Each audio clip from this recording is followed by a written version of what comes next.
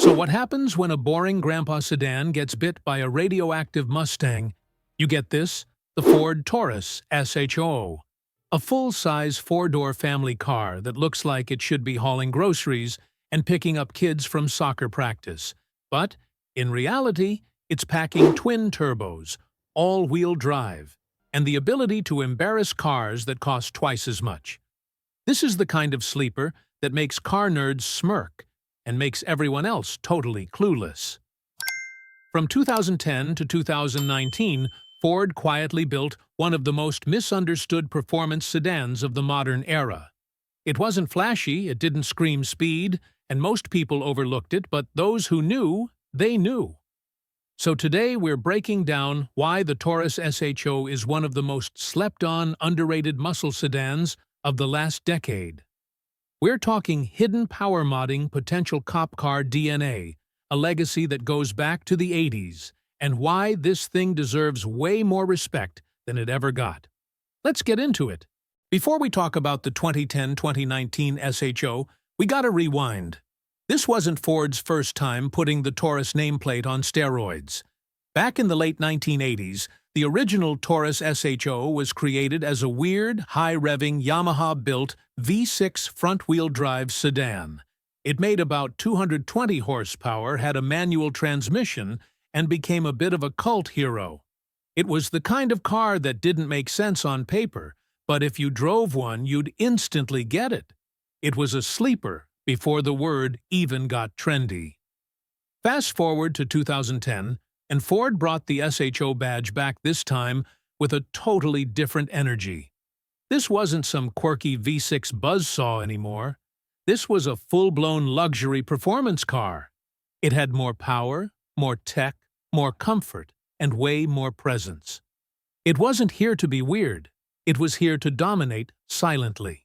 The 2010-2019 Ford Taurus SHO was built in Chicago, and for nearly a decade, it stood as one of the only full-size American sedans that blended comfort and performance without trying to be a sports car or a luxury badge chaser.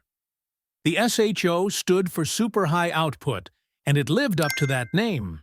It rode on the same D3 platform as the standard Taurus, but also shared its DNA with the Ford Police Interceptor sedan. Yep, the SHO has cop car bones, which means it's tough, durable, and meant to take a beating. It looked like just another big American car, but underneath that corporate skin was something way more sinister. Let's talk about the real star of the show, the engine.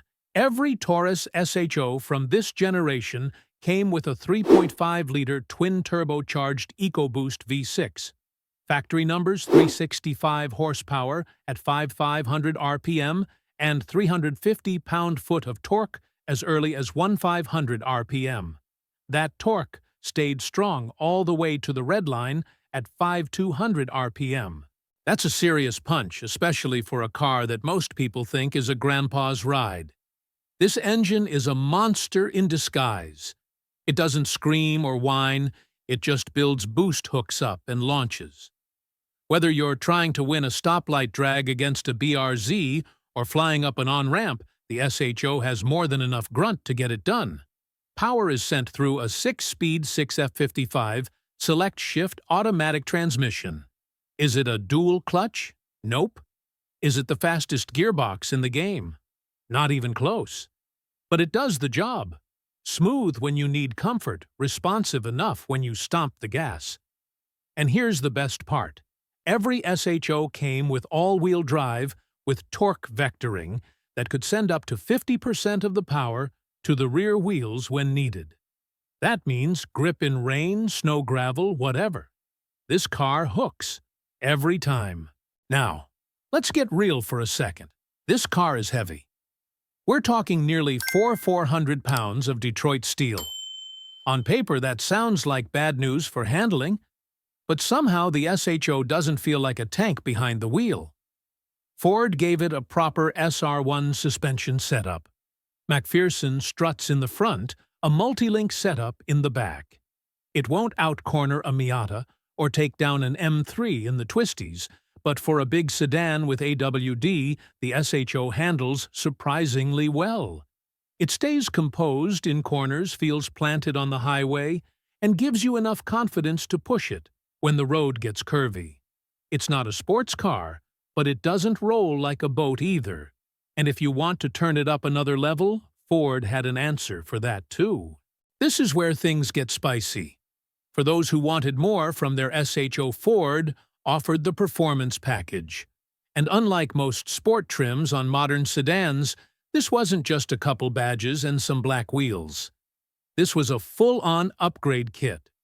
You got bigger brakes for fade resistance, revised steering and transmission tuning for sharper response, a shorter final drive ratio for quicker acceleration, and 3 different coolers, one for engine oil, one for the transmission, and one for the power transfer unit. Ford basically said, "Yeah, we know you're gonna drive this thing hard, and we've got you covered." The Performance Pack turned the SHO from a sneaky fast cruiser into a legit stealth missile. Here's the real kicker. The SHO is a modder's dream. With just a few bolt-ons and a tune, you can unlock 400-plus horsepower without even touching the turbos or internals. It's that easy. Here's the basic recipe: 3-bar map sensor, custom ECU tune, cold air intake, regapped spark plugs for boost, 170-degree thermostat. That's it. You're now making stupid power. Some builds with upgraded turbos and supporting mods have hit 500, 600, even 700-plus horsepower. This isn't just a fast car, it's a blank canvas for speed freaks. And the best part, you don't need to sell a kidney to make it happen. SHO tuning is budget-friendly and widely supported.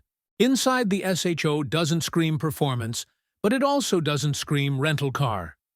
You've got leather-trimmed sport seats, aluminum pedals, a stitched dashboard, and a layout that feels solid.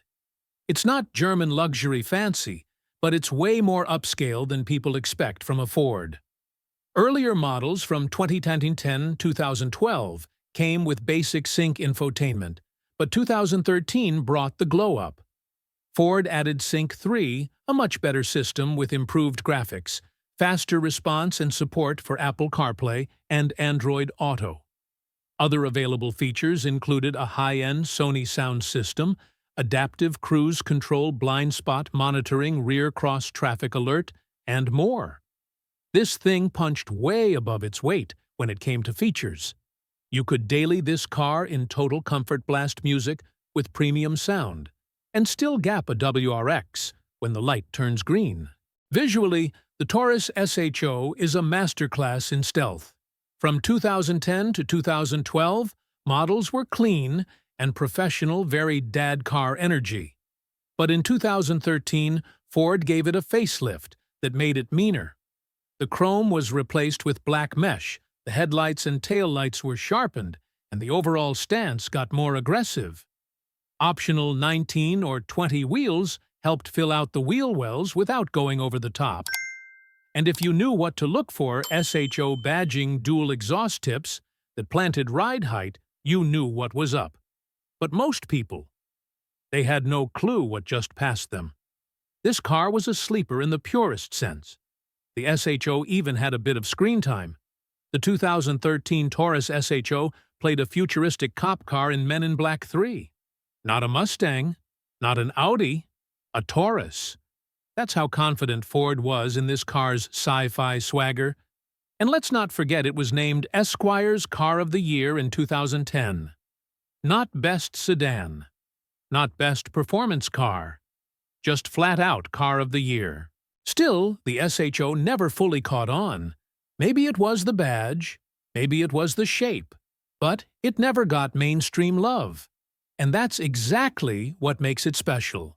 Because those who did buy them, they're some of the most loyal, passionate car people out there. SHO owners know what they've got, and they don't need to prove it to anybody. Sadly, all good things must come to an end. On March 1, 2019, Ford pulled the plug on the Taurus, and with it, the SHO. It marked the end of an era. Full-size sedans were dying off, and Ford shifted its focus to SUVs, crossovers, and trucks. The SHO was gone, but it went out swinging. Here's the thing, you can still find Taurus SHOs out there on the used market. Prices are solid, often cheaper than a used GTI or Civic Type R. And for that money, you're getting all-wheel drive twin turbos, a spacious interior, and enough performance to keep up with way more expensive cars. Mod-friendly, daily drivable, totally unique. The SHO is one of those rare cars that just nails the formula. It's fun without being flashy, fast without being fragile, and comfortable without being boring. Whether you're looking for a daily driver that can surprise people at a red light or a new project to build into a 500-horsepower beast, the SHO has your back. So is the Ford Taurus SHO worth it? Absolutely. It's not your grandpa's Taurus. It's not a wannabe sports car. It's something totally different. A full-size sleeper that flies under the radar until you floor it. This car doesn't just drive, it launches. If you're a JDM fan, a performance lover, or just someone who wants a fast car that doesn't beg for attention, the SHO might be your next favorite thing. Hit that subscribe button if you enjoyed this dive into one of the most slept-on sedans ever made. More underappreciated monsters coming soon. Remember, not every fast car has to look fast. Some just are. Thanks for watching.